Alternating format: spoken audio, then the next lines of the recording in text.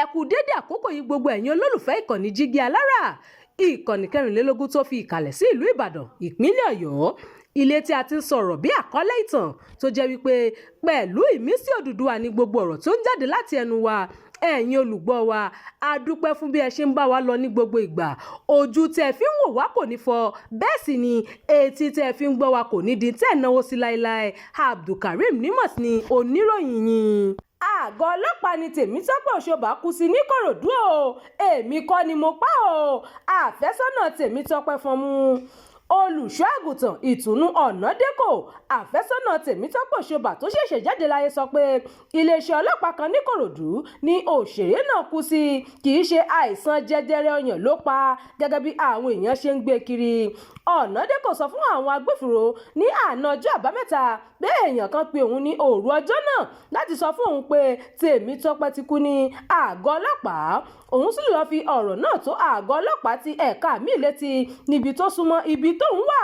Ó tún sọ pé Tèmítọ́pẹ́ ti ṣàbẹ̀wò sí arábìnrin Kẹ́hìndé Òṣobà ṣáájú ikú rẹ̀.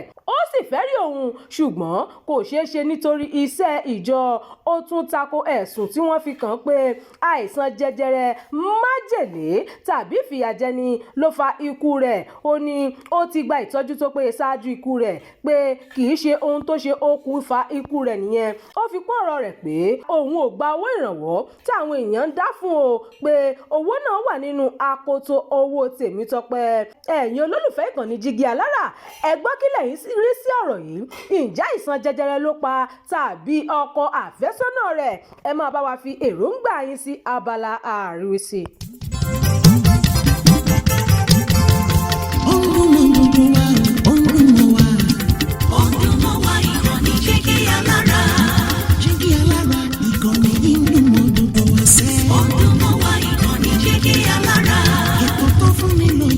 Ètò tó wà ní lọ́yẹ̀ wà ń bẹ̀. Ọdún mọ́ wá ìkànnì Jígí Alára. Ìròyìn lóríṣiríṣi tàbí mọ bó ṣe ń lọ láwùjọ.